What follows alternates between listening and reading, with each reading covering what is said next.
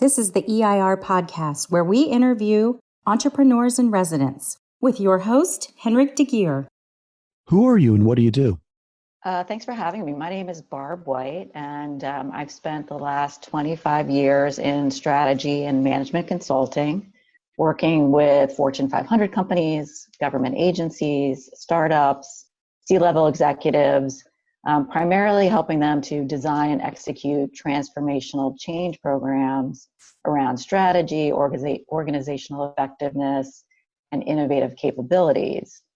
This has included over a decade with Big Four consulting companies, including Accenture, and another dozen years growing a startup firm where I was from the very beginning. So a couple of us in the basement of our founder's home, and where I left just recently as their chief strategy officer.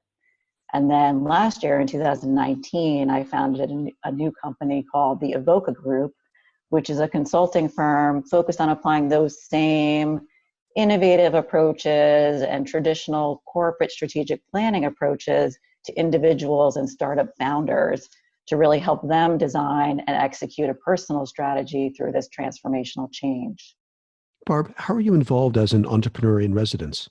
So my entrepreneur in resident experience has really been focused within university communities and systems. So I've been an EIR at Georgetown University for the past year, and also serve a similar role, although they call them mentors, at Johns Hopkins University. And in both cases, I am part of a team of EIRs, each of whom really brings different experiences and expertise and backgrounds to offer. And our services are offered to students and alumni and faculty and staff on behalf of the university.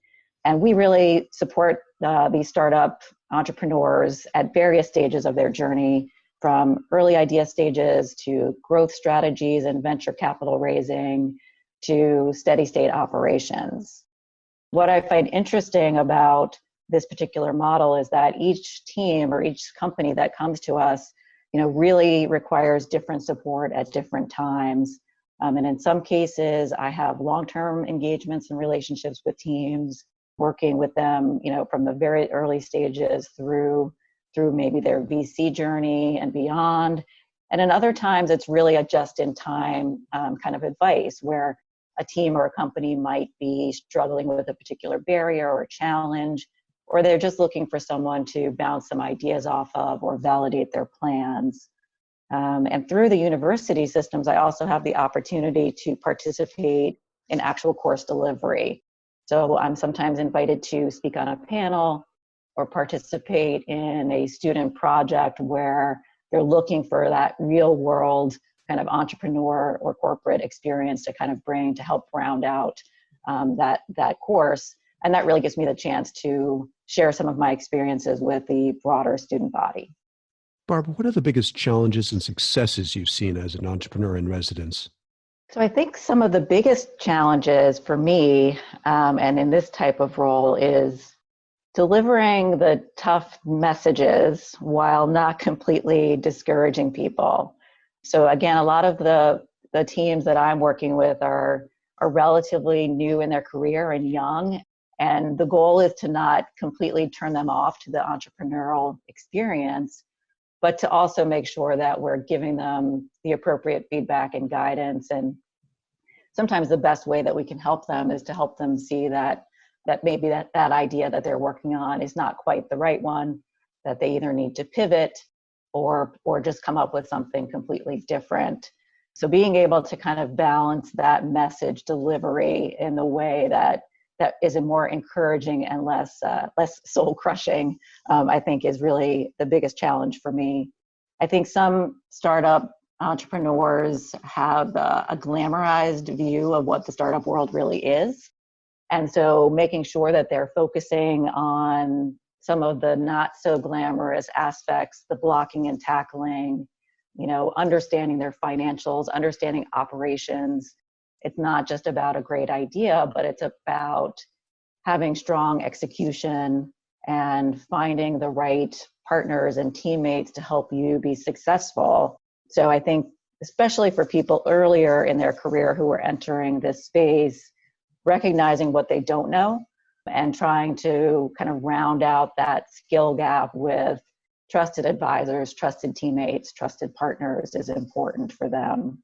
I think the thing that I like the most, the successes that I see in this role, are really being able to watch companies grow in their own capabilities, not only mature and refine their offerings, but really as leaders and as entrepreneurs themselves, to demonstrate that they have that kind of resilience and adaptability that is necessary to really be successful as an entrepreneur. And Barb, what advice would you like to share with other EIRs? I think along the same vein, it's to not shy away from having those tough conversations. I think that's sometimes the best service that you can provide, is really helping them, to tackle those difficult challenges, to really find the right solution to the problem and not just focus on the things that they're comfortable with. I personally have found this to be a very rewarding experience, and I certainly highly recommend it to others. I think if you are an EIR in the corporate world, I would encourage you to look for opportunities within your own community to maybe share your experiences more broadly.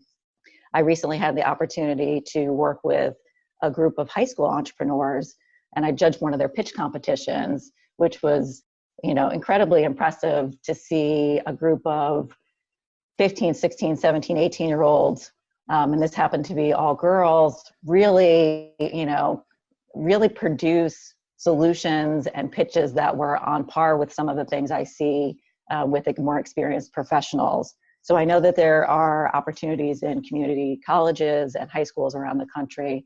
So I would just encourage people to really look for those and offer your very valuable experience to those people. Barb, where can we learn about Entrepreneurs in Residence and your work as an EIR? So I work in the two university systems, both Georgetown and Johns Hopkins, both of which have readily accessible information on the web. So it's Georgetown Entrepreneurship, and that's out of their McDonough School of Business. And they have a great website where all of the entrepreneurs in residence are listed, and you can contact us directly through that site. And then with Johns Hopkins, it's under their Johns Hopkins Technology Ventures. It's a program called the Fast Forward program. And again, there's information about the mentors in residence and other student mentors available on that site, as well as ways, in both cases, ways that the community at large can engage with those programs, even if you're not an entrepreneur in residence. There's a lot of these programs that make their pitch competitions and other types of events available to the larger population. And I would say, given that we are in this global pandemic and some of the challenges, one of the benefits, if there is one, is that many of these opportunities have gone virtual. And so you're able to access some of the pitch competitions, some of their workshops virtually from anywhere. So I would certainly recommend that people seek out those opportunities from any of the universities that offer these programs. Excellent. Well, thanks, Barb.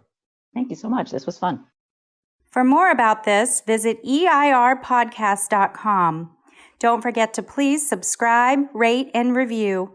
Tune in next week for the next episode. Thanks for listening.